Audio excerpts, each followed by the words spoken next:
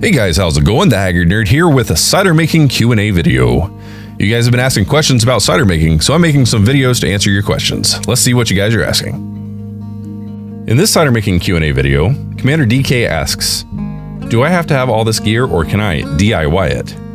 I realize that I've titled this series for beginners, and yet I'm using a lot of tools and equipment that would be considered more advanced. The idea of this series was to walk you through my experience and my process and explain everything to watch for, even if you're new to cider making. The purpose of this video is to walk you through everything I've used up to this point and explain if I think it was necessary or if it was a more quality of life sort of thing. Starting with episode 2, creating good cider through good preparation. You will absolutely need cider that has no preservatives. Yeast will not thrive in a cider that has preservatives present and will not produce anything you'll want to drink. Trust me, I've done this by accident. It is not good. Turned immediately to vinegar and had to sink it. It was not tasty.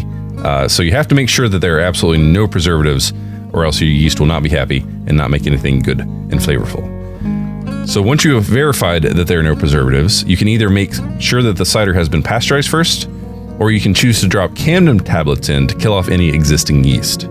You can find those on Amazon or any homebrew supply shops. You can also ferment using wild yeasts, but it's a gamble as to what flavors you could get back. It's best to use yeast strains that you know that will have a palatable result.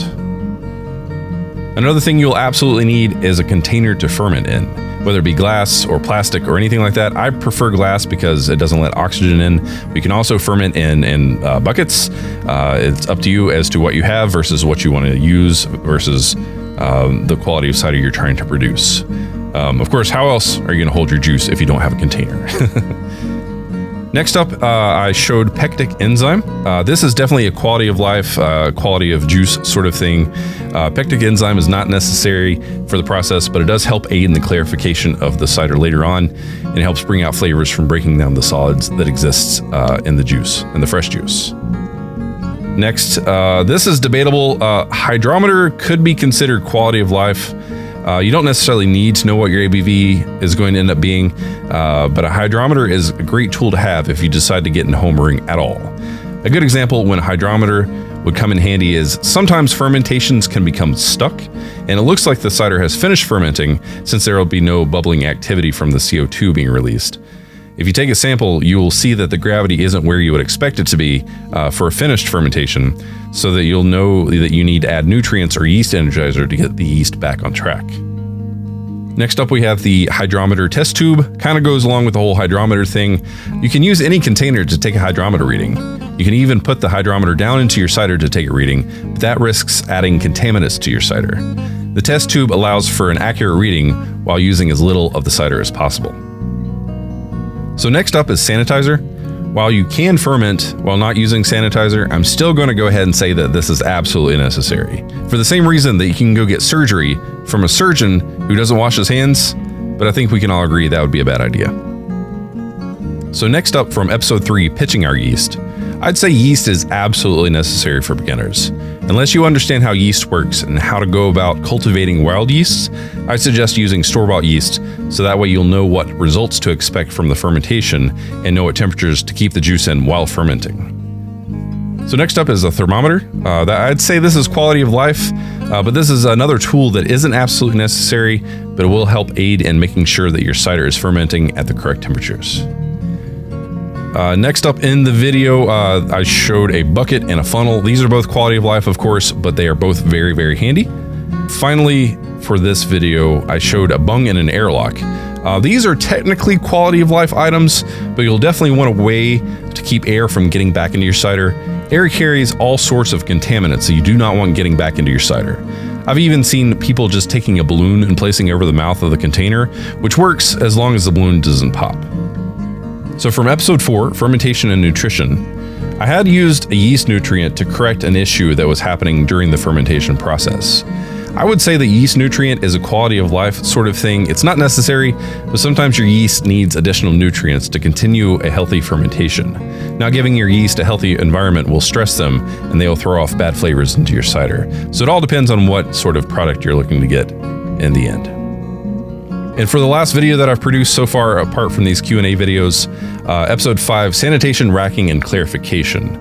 kind of in order of what I showed in the video. First off is going to be PBW. That's definitely a quality of life thing. It's not necessary for fermentation, but it's very handy for cleaning because it breaks down organic solids very, very well. You can actually use this on your normal dishes if you got like baked on hard crusty stuff from like a casserole or something like that. You can use PBW on that stuff, let it sit for like overnight, and it'll just come right off. It's really, really good, but it's absolutely not necessary.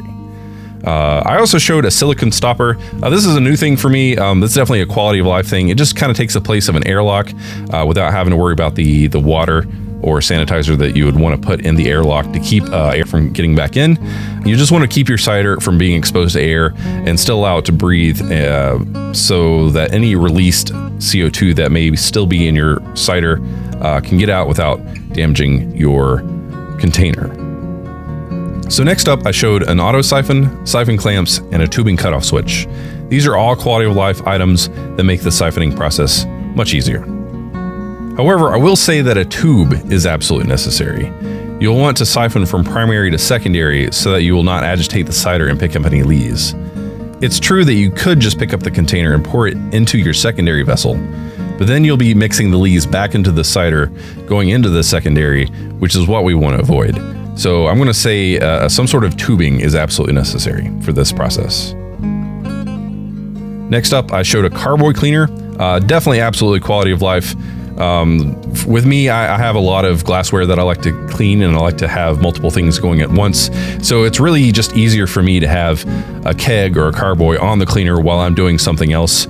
If you can just make sure that the inside of your vessels are nice and clear and clean, there's nothing stuck on, and it can be completely covered in sanitizer, then you should be good. You don't necessarily need the Carboy Cleaner for that. Next up, we have the shock buster that I mentioned. That, of course, is a quality of life thing. That just makes sure that I stay safe because I'm using electricity around water.